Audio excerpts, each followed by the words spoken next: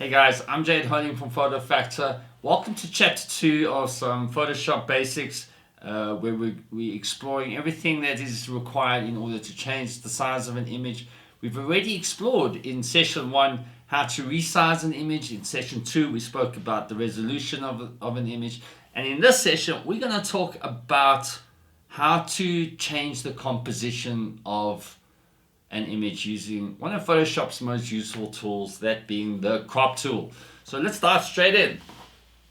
And so we've got an image open up here, and in order to access your crop tool, you'll see it's located here in your vertical toolbar, and it's the fourth tool option here. And if you just hover over the tool for a moment, you'll see it mentions here that's the crop tool, but also usefully that C is the keyboard shortcut to access the tool. So we're going to just click on that, and you'll notice this box comes up, or this frame that frames your image.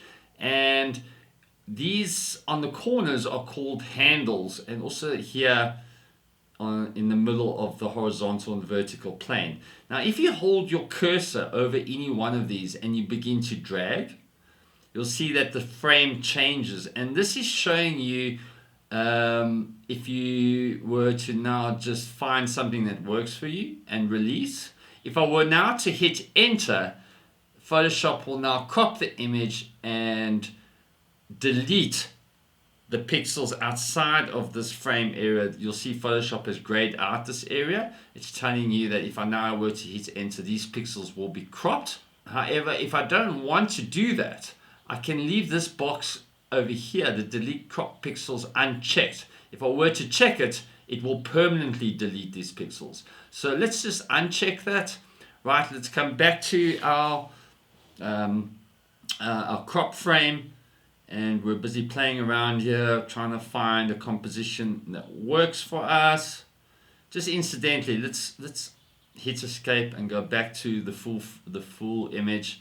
If I want to constrain the proportions, right? You saw a moment ago, right? You can basically crop the image to any dimensions you want. But if I want to maintain these dimensions, all I need to do is hold down Shift and click on and drag on any of those handles, and the image proportions remains constant. Right? Now another useful thing to note about the crop tool, you'll see that, let's just escape here, let's move on to another tool, hit the crop tool. As soon as I begin to drag the crop tool, this very useful grid comes up here. And the default option here is, you've undoubtedly or maybe not heard about the rule of thirds when it comes to composition.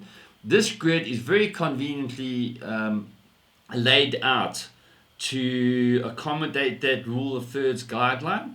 And the idea is that you place key components within the image at any one of these dissecting or converging points, or along one of these lines. So conventionally speaking, my horizon line, for example, if I were to be wanting to follow the rule of thirds guideline, should sit round about there. But note that the rule of thirds is merely just a guideline. It's not really a rule per se. Now, there are other options. So if you go here to this icon here, which is the grid options, and click on that, you'll see I can also change that grid to follow a diagonal or even a golden spiral. And the same principle applies. Any key components in the image, in this case, this blue area in the cloud here is quite striking. The horizon line, even this home sitting here on the cliff, you might want to find that you position those key components along this golden ratio spiral. Anyway, just to point out, there are a number of options. Most people keep it on the rule of thirds option. So once we're happy and we hit enter, your image will have now been adjusted to your preferred composition. Let's just go back here to where we opened the image up. I'm just going to quickly do a little adjustment here to illustrate the next step. Don't mind any of these steps. Okay, now let's pretend this is how the image looked when we open it up. Now, most people will tell you, and they would be right in 99% of the cases, that when you are shooting anything really, especially landscapes, your horizon line ought to always be perfectly straight. In this case, you can see now, because of the way I've adjusted it, that's very skew. And so in order to get it straight, there's two ways I can do this. Bring up the crop tool, and if I take my cursor outside of the box to one of the corners, you'll see it becomes this double arrow pointing to the horizontal and vertical plane. And if I click and hold down the mouse button and begin to just rotate it, you'll see my image begins to rotate accordingly. And if I take it to maybe roughly there, you'll see now that my horizon line has straightened out. That's one way of doing it. So I'm just going to hit escape. The other way of doing it is, again, let's just click on the image. You'll see here on the tool options bar, there is a prompt here called the straighten. You'll see the icon looks like a little spirit level.